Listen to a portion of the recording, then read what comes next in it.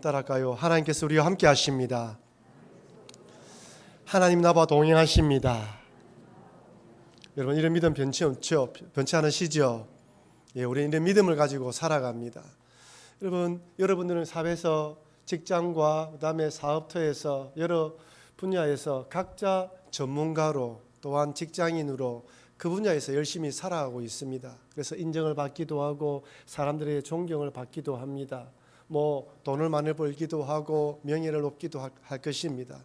근데 교회에 오면 우리가 근본적으로 하나님 앞에서 우리 자신이 연약한 자이다. 나는 죄인이었던 자이다. 여전히 죄에 넘어질 수 있는 자이다. 라는 우리의 어떤 연약한 정체성이 있습니다. 여러분, 우리가 하나님 믿으면서 나는 하나님 없이는 살아갈 수 없는 존재입니다. 하나님의 은혜가 아니면 살아갈 수 없는 존재입니다. 라는 것을 잊어버리는 순간, 망각해버리는 순간 우리는 언제든지 유혹에 넘어질 수밖에 없고, 또한 세상의 여러 일들 가운데 넘어질 수밖에 없다는 것을 잊어버리면 안 됩니다. 여러분, 주기도문의 6가지 기도 강구문 중에 3개는 하나님의 영광을 위한 기도이고 3개는 연약한 우리들이 어떤 기도를 해야 될 것인지에 관한 기도이죠. 우리는 먹고 사는 것 때문에 염려하고 고민하고 인간관계에서 용서받고 용서하지 못하는 것으로 힘들어하는 인생들입니다. 아무리 잘나고 아무리 높은 자리에 있다 하더라도 먹고 사는 문제, 인간관계의 문제는 해결할 수 없는 것이죠. 아울러 또한 시험이 찾아오고 유혹이 찾아올 때 우리 힘으로 이길 수가 없습니다. 그 주기도문의 이 3가지 기도 제목은 우리 인간 자체가 얼마나 나약한 존재인가를 전제한 자들만 기도할 수 있습니다. 나는 잘할 수 있어, 나는 아무런 문제가 없어 라고 자신하는 사람들은 이 3가지 기도를 근성으로 기도하지 간절함으로 기도하지 않은 것이죠.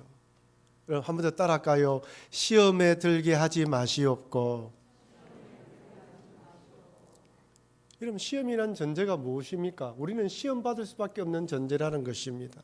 우리는 지금까지 살아오면서 수많은 시험을 치르고 앞으로 시험을 통과하며 살아가야 합니다. 학업시험, 자격시험, 인생시험, 믿음의 시험, 다양한 시험들이 있죠. 여러분, 다양하게 남들하고 다른 나만의 특별한 시험을 가지신 분도 계시고 그 길을 통과하는 분도 있습니다. 여러분들, 제가 만약 여러분들에게 여러분이 치렀던 시험들 중에 가장 기억에 남는 시험이 있다면 무엇입니까? 라고 질문하면 떠오른 시험이 무엇입니까? 여러분이 저에게 질문한다면 저는 뉴질랜드에서 있었던 운전면허 실기 시험입니다. 한국에서 곧잘 운전을 했기 때문에 뉴질랜드에서 운전시험 잘 통과하지 않을까 생각을 했습니다. 필기시험은 거뜬하게 통과를 했고 주행시험을 2번이나 떨어졌습니다. 2번째 떨어질 때는 정말 자존심이 상하더군요. 그냥 시험 치지 말까? 국제운전면허증 계속 갱신할까? 이런 마음도 가졌습니다. 첫 번째 시험이야 쉽게 떨어질 수 있고 단번에 붙을 수 없다라는 말이 있었기에 그냥 그런갑다 생각했습니다. 2번째 떨어질 때는 진짜 자존심이 상했습니다. 여러분, 뉴질랜드는 우리와 다릅니다. 차가 운전대가 왼쪽에 있는 것이 아니라 오른쪽에 있고 중앙선을 기준으로 우리와 반대 방향으로 운전해야 됩니다. 그래서 늘 신경을 쓰지 않으면 나도 모르게 역주행할 수 있는 것이죠. 그래서 운전시험관이 꼼꼼하게 시험을 이렇게 테스트하는지도 모르겠습니다. 2번째 시험에 떨어지고 난 뒤 3번째 시험 칠 때는 심기일전하는 마음으로 정말 간절히 기도했습니다. 주님, 체면이 있지요. 이게 떨어지면 안 됩니다. 간절히 기도하고 3번째 시험을 치렀습니다. 시험을 한참 치고 있는데 운전관이 차를 대라고 이야기를 하는 거예요. 그래서 깜빡이를 엮고 차를 댔습니다. 한참 기다리더니 다시 출발하자고 이야기를 하는 거예요. 여러분, 차를 정체했다가 출발할 때 여러분 어떻게 하십니까? 백밀러 보고 사이드밀러 보면서 차가 없을 때 깜빡이를 엮고 들어가지 않습니까? 근데 뉴질랜드에서는 제가 그때만 시험 칠 때에는 한 가지 더 있었습니다. 차가 오는지 안 오는지 한 번 더 고개를 싹 돌려서 확인을 하고 차가 오지 않으면 출발했습니다. 3가지를 거쳐야 되는 것이죠. 백밀러, 사이드밀러, 고개를 돌려서 돌아보는 것입니다. 딱 시험관이 출발하지 않은 딱 순간에 이것을 보는 거구나 라는 생각이 들면서 백밀러 보고 사이드 밀러 보고 고개를 딱 돌려서 보고 난 뒤에 출발하니까 운전관이 저를 보고 시험관이 저를 보고 굿이라도 그때 마음에 확신이 들었습니다. 이번에는 통과했다. 시험을 다 치르고 난 뒤에 시험장에 들어왔습니다. 제가 기대한 대로 시험관이 통과했다라고 이야기하더군요. 지금 우리가 가지고 있는 한국 운전면허증처럼 즉석에서 바로 받는 것이 아니고 한 2주 후에 찾아갔어야만 됐습니다. 그때까지 종이로 된 운전면허증을 줍니다. 쭉 꺼서 운전관 사인과 함께 딱 주더라고요. 정말 기분이 좋았습니다. 정신면허증은 아니지만 참 그때 그렇게 기쁠 수가 없더군요. 여러분, 사실 어떤 시험이든 시험을 좋아하는 사람은 아무도 없습니다. 근데 시험에 역설이 있습니다. 시험을 잘 치르고 좋은 성적을 거두거나 통과하고 나면 그만큼 기쁜 일도 없습니다. 그래서 시험은 힘들고 어렵지만 통과하거나 좋은 점수를 얻으면 우리에게 기쁨을 주고 나의 실력을 점검하게 만드는 것이죠.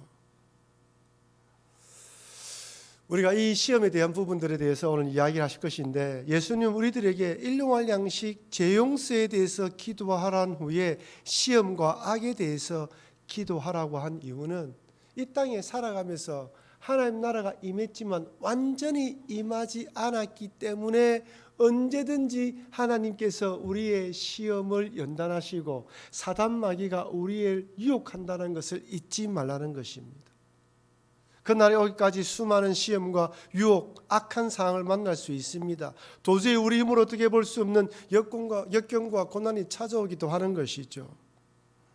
그래서 주님은 시험에 들지 않기를 악에서 구원해달라고 기도하라고 하신 것입니다. 이 기도는 시험이 오지 않게 해달라는 기도가 아닙니다. 시험이나 악한 일이 찾아왔을 때 통과하고 이겨내고 극복하게 해달라는 기도입니다. 내 힘으로 해결할 수 없기에, 나 혼자 힘으로 이겨낼 수 없기에 주님의 도움을 구하라는 것이죠. 누가복음 22장에 보면 예수님께서 십자가에 달려 돌아가시기 전에 제자들과 유월절 만찬을 하면서 베드로에게 이렇게 말씀합니다. 누가복음 22장 31절 32절 말씀 같이 읽어보겠습니다. 시몬아 시몬아 보라 사탄이 너희를 밀가부르듯 하려고 요구하셨으나 그러나 내가 너를 위하여 내 믿음이 떨어지지 않기를 기도하였노니 너는 돌이킨 후에 내 형제를 굳게 하라. 사단이 밀가부르듯 하려고 요구한다. 여러분, 밀가부르듯 한다는 말이 무슨 말입니까? 밀에 알곡을 남기고 쭉정이를 제거하는 작업할 때 사용되는 단어이죠. 쭉정이를 날려버리기 위해서 채를 흔들 때 사용한 단어입니다. 사단이 우리를 그만큼 넘어뜨리려고 한다는 것이죠. 이런 세상에 우리가 살고 있다는 것입니다. 주님은 곧 베드로에게 이런 유혹이 찾아온다는 걸 알았습니다. 이처럼 이 땅에 살아가면서 우리들도 이런 유혹을 받을 수가 있으며 이런 시험에 빠질 수가 있다는 것이죠. 이때 주님이 뭘 하신다고요? 우리를 위해 기도하신다는 거예요. 베드로를 위해서 기도하셨다시피 또한 하나님 우편에서 우리가 넘어지지 않도록 기도하고 있다는 겁니다. 여러분, 죄송하지만 여러분의 믿음은 여러분이 지킬 수 없습니다.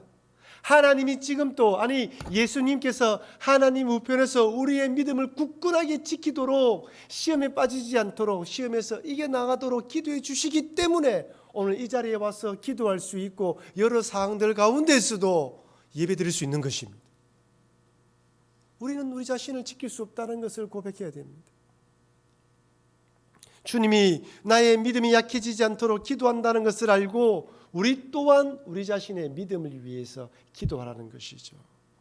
그렇다면 여러분, 주기도문에서 말하는 이 시험이라는 단어는 어떤 의미일까요?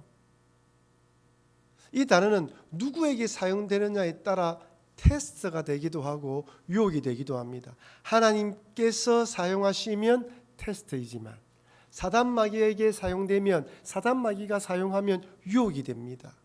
여러분, 유혹과 시험은 그 종류가 다릅니다. 목적이 완전히 다릅니다.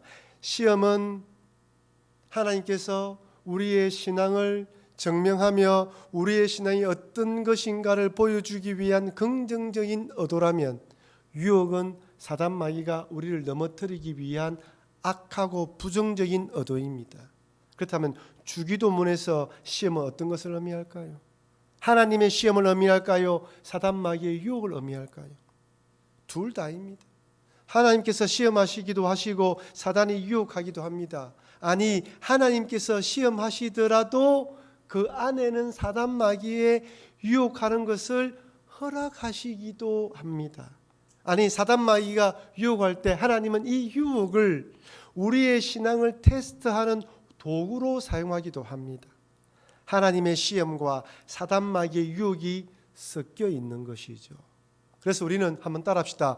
하나님의 시험이라면 통과해야 하고 유혹이라면 극복해야 합니다. 시험은 통과, 유혹은 극복입니다.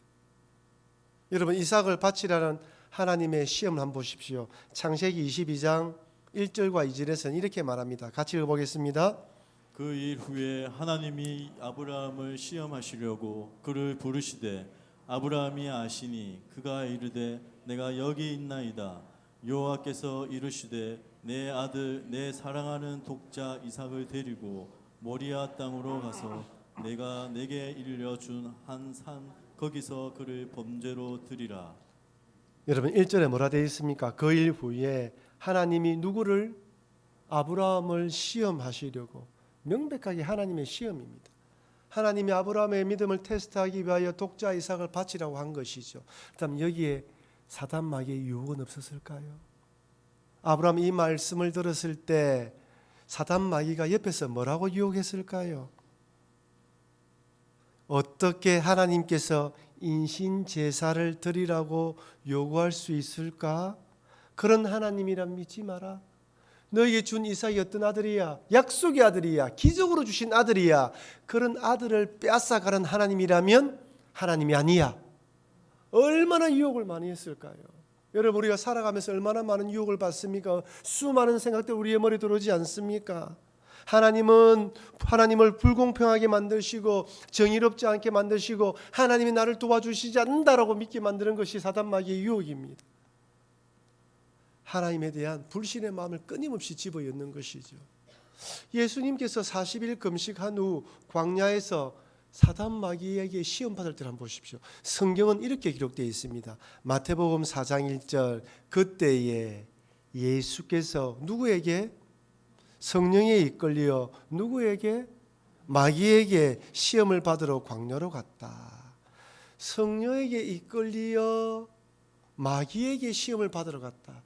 우리는 어떻습니까? 성령 충만하고 성령으로 풍성해지면 사단 마귀의 유혹을 극복하게 될 거고 사단 마귀가 더 이상 침범하지 못할 것이라 생각하는데 이상하게 성령 충만하게 만들어서 마귀에게 끌어갑니다. 여러분, 성령 충만해도 마귀의 유혹은 찾아옵니다. 성령께서 우리가 마귀에게 시험을 받도록 허락하시는 이유는 무엇일까요? 성령 충만을 가지고 어떻게 해요? 마귀의 유혹을 이기라는 것입니다. 그러니까 마귀의 유혹 가운데서도 하나님의 개입하심이 있다는 것이죠. 오늘 이 예수님께서 마귀에게 시험 받은 것은 여러분, 이 시험의 주체가 하나님입니까? 마귀입니까? 하나님께서 사단 마귀를 이용하여 예수님을 시험하신 것이죠.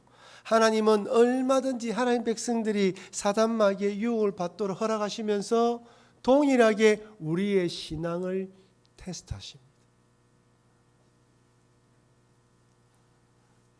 그러니 시험에 들게 하지 말라는 기도는 하나님께서 나의 신앙을 테스트하시면 통과하고 사단 마귀가 유혹하면 극복하게 해달라는 기도입니다.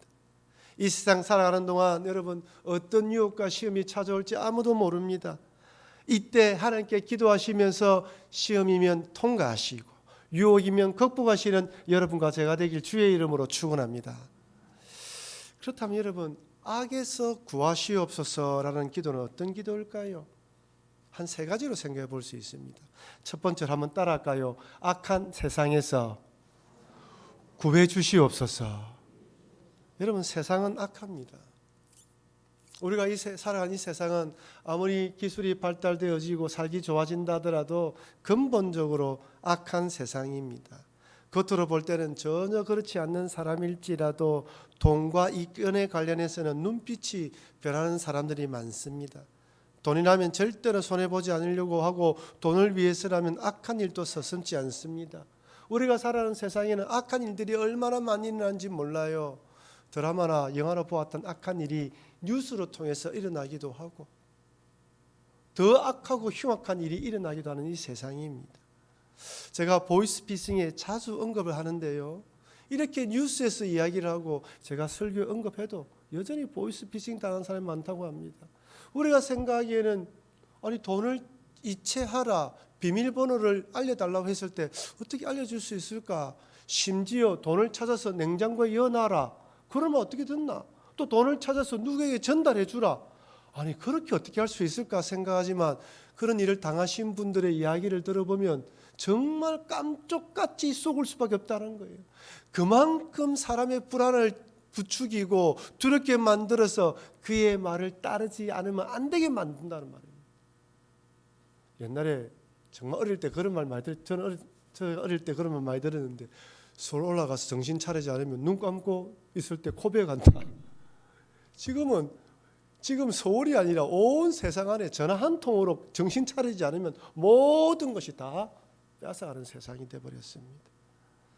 이런 세상에 살기 때문에 하나님 악한 세상에서 악한 일을 당하지 않도록 도와주십시오. 내 머리로, 내 지식으로, 내 지혜로 이겨갈 수 없습니다. 하나님 도와주십시오라는 기도입니다.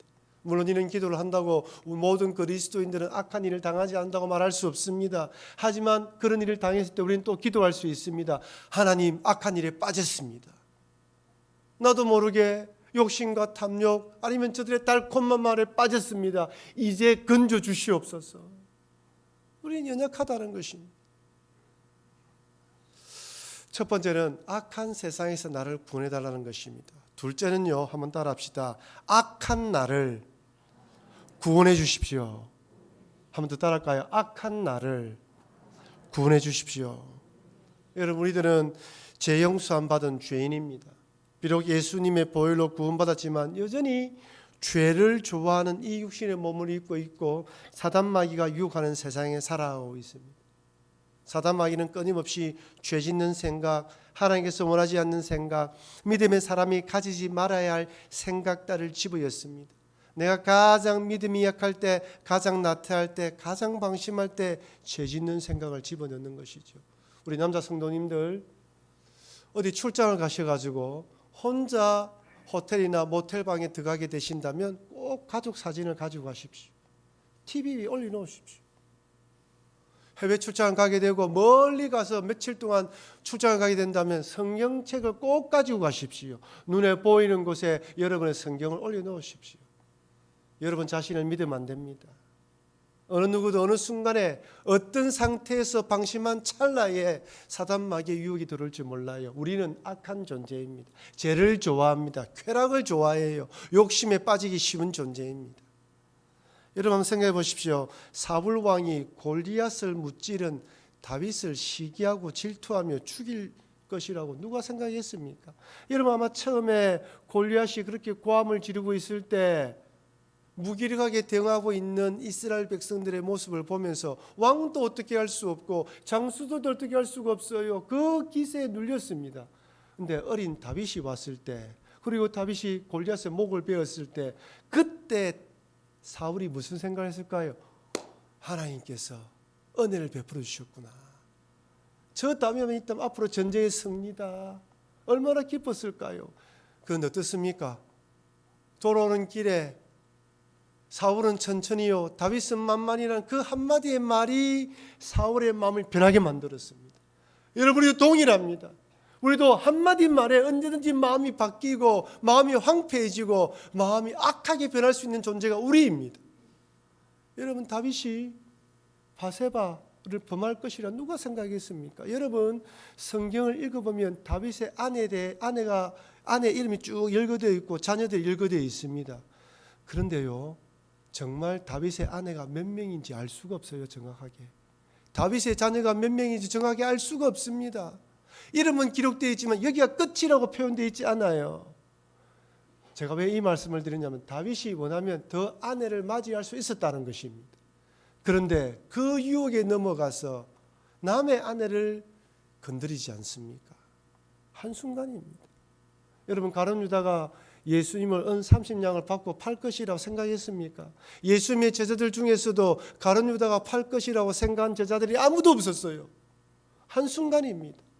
우리도 언제든지 악한 일에 동참할 수 있으며 내 욕심에 따라서 정욕에 따라서 악한 일을 저지를 수 있습니다. 여러분을 절대로 믿으면 안 됩니다.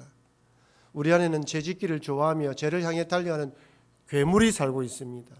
예레미야 17장 9절에 이렇게 말씀합니다. 같이 읽어보겠습니다. 만물보다 거짓되고 심히 부패한 것은 마음이라 누가 능히 이를 알리오마는. 여러분, 만물보다 거짓되고 부패한 것이 우리 마음입니다. 우리 마음은 죄송하지만 착하지가 않습니다. 사도 바울이 예수님을 구주로 믿고 난 뒤에 자기가 얼마나 갈등하는지 로마서에서 이렇게 고백합니다. 로마서 7장 23절 24절 같이 읽겠습니다.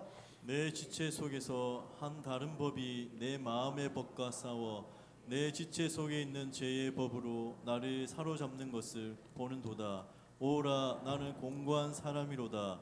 이 사망의 몸에서 누가 나를 건져내랴. 여러분, 사도 바울의 고백이 우리의 고백이죠. 말씀 듣고 기도할 때는 좋은데 뭔가 착한 사람이 된 것 같은데 돌아서면 미워하는 마음, 용서하지 못하는 마음, 탐욕에 따라 살아가려는 마음, 정욕에 이끌리는 욕심들이 얼마나 많은지 몰라요.